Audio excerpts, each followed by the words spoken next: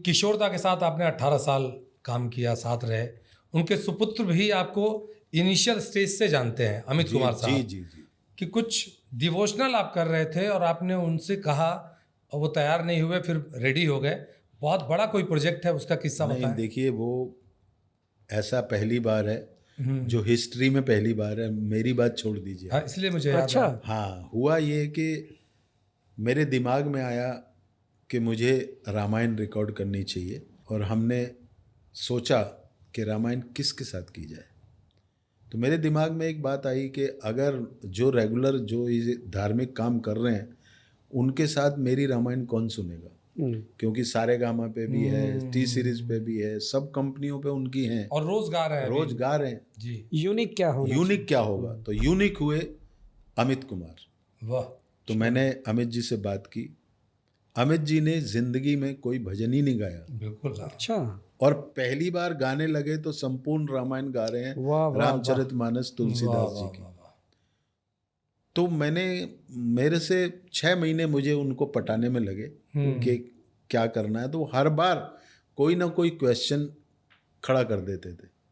उन्होंने लास्ट में एक क्वेश्चन किया कि सुधाकर, तू मुझे गवा तो रहा है, तू बर्बाद हो जाएगा रे।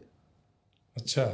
मैंने कहा मैं तो आबाद ही आपके यहाँ से हुआ हूँ, बर्बाद कैसे हो क्या सकता? क्या बात है। जो होगा देख लेंगे। बिल्कुल। बोला देख, अभी मैं गाऊंगा, इतना टाइम लगेगा, डिक्शन में लगेगा, उसमें लगेगा। मैंने कहा वो मेरे ऊपर छोड़ दो आप। जी। तो बोले ठीक है, मैं बताता हूँ। और मेरे जहन में दूसरा सवाल आया जी। कि ऐसा कौन सा म्यूजिक डायरेक्टर है जो मेरे इस काम को निभा सके। क्या बात है।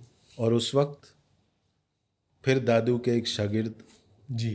कौन थे? सतीश देहरा साहब। हाँ, सतीश भाई। अरे सतीश भाई के साथ मैंने राजस्थानी में 33 पिक्चरें की हैं। जी। अच्छा। तो मेरा उनका अच्छा है। जी। मैं उनके पास, उसमें भी हिट रही होंगी आपके सुपर कई डुपर गाने। हिट है। मैं उनके पास गया, मैंने कहा यार सतीश, मैं एक काम करना चाहता हूँ लेकिन आपका सहयोग चाहिए।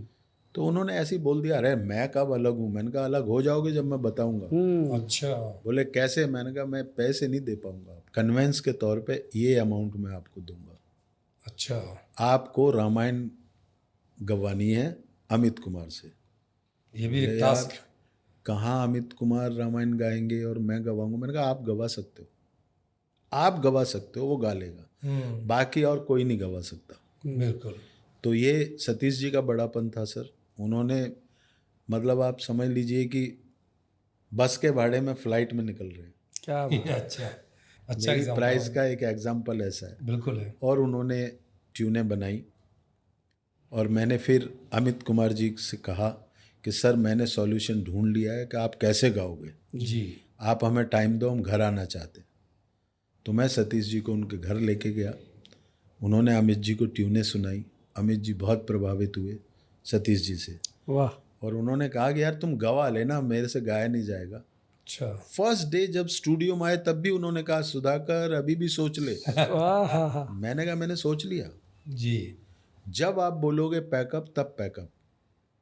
मैं आपको ये नहीं बोलूँगा कि एक लाइन और गा दो, और जब जो होगा देखा जाएगा। तो मैं अमित जी का बहुत ही एहसानमंद हूँ। जी। उनके पिताजी ने मेरी ज़िंदगी बनाई। बिल्कुल। और ये मेरे लिए एक ऐसा इतिहास बना रहे हैं कि हम दोनों का नाम जब कभी भी आएगा, उनका आएगा तो मेरा आएगा, मेरा आएगा तो उनका आएगा। वाह वाह वाह, क्या बात है। और ये राम जी का काम है जी। ना मैं कर रहा हूँ ना कोई और कर रहा है। राम जी के 2 दूत हैं, एक सतीश देहरा और एक अमित कुमार। वो कर रहे हैं, मैं तो प्रबंधक हूँ। मैंने उनको कहा कि मैं जो देना चाहूँगा वो आपको लेना पड़ेगा। बोले तो फिर जो मैं चाहूँगा वो देना पड़ेगा। अच्छा। तो मैं चुप हो गया। बोले एक काम करते हैं, ना तुझसे लेना ना मुझको देना, अच्छा, लेकिन गवा लेना अच्छे ढंग से। अच्छा। लेजेंड है तो मुझसे वो कुछ नहीं ले रहे, 1 रुपया नहीं ले रहे, वाह। लेकिन मेरे दिल में है, मुझसे जो बन पड़ेगा बिल्कुल मैं उनकी खिदमत में पेश करूँगा। लेकिन ये उनका बड़ापन है कि मुझसे कुछ नहीं ले रहे, आते हैं। पहले पहले तो हम फ़ोन करते थे उनको, अब उनका एक दिन पहले फ़ोन आता है, मैं कल आ रहा हूँ 12 बजे। वाह। और बहुत ही सुंदर गा रहे हैं, आप सोच नहीं सकते।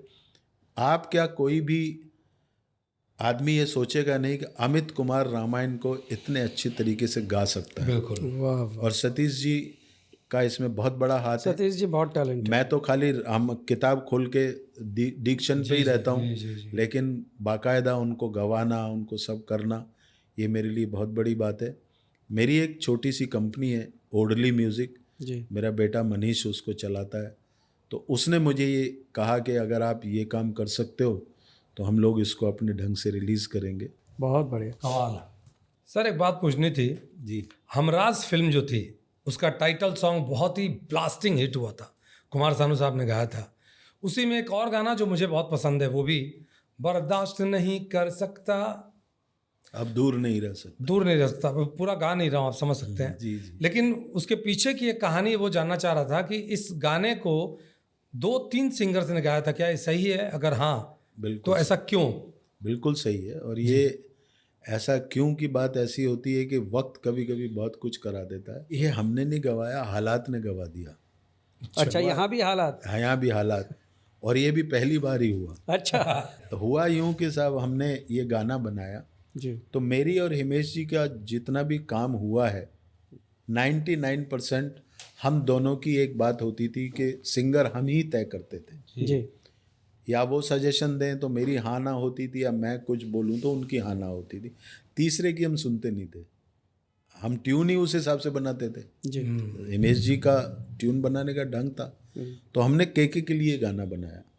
अच्छा। और ये गाना हाजी अली पे हम जूस पीने जा रहे थे, रास्ते में मैंने लिखा था। वाह।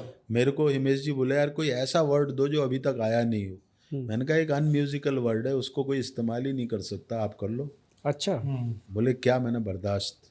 बोलते सब हैं बर्दाश्त नहीं करूँगा, ये नहीं करूँगा, उन्हें, लेकिन उस पर गाना नहीं हो सकता। क्या बात है। बोले क्यों नहीं हो सकता? अनम्यूजिकल है यार। बोले आप लिखो, मैं बनाऊँगा। मैं खाली बीच में रोकूंगा, तो इससे पहले आपने बर्दाश्त पे कोई गाना नहीं सुना था? नहीं, है ही नहीं। आप बताओ। अच्छा जी, और नहीं। ये भी पहली बार? पहली बार। हाँ।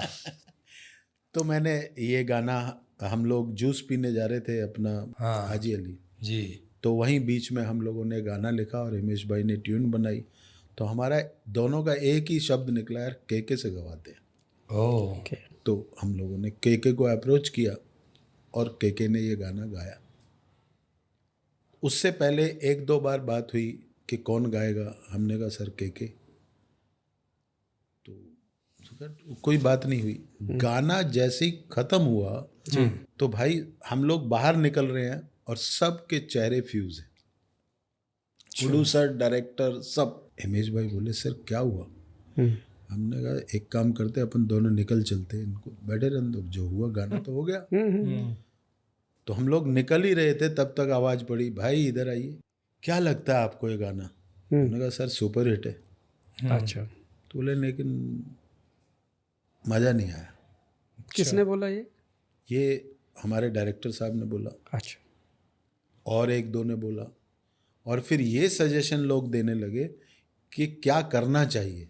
कईयों ने कहा ये बदल दो, कोई बोलता है ये बदल दो। एक सज्जन ने जी। कहा कि बर्दाश्त शब्द ही निकाल दो इसमें से। ओह, जो इतनी मुश्किल से पहली बार तो उस पर काम हुआ है। तो वही बर्दाश्त नहीं हो रहा है। तो मैंने कहा सर ऐसा है, गाना ही दूसरा कर लीजिए आप, क्योंकि ये तो बर्दाश्त पे ही गाना बना है, ये तो ऐसे ही रहेगा। वाह। फिर ये हुआ कि चलिए एक काम कीजिए, किसी और से गवाइए। तो अब हम बगले झांकने लगे, तो ठीक है भाई किससे गवाना है? तो सजेशन आया एक दिन बाद के सोनू निगम से गवाइए।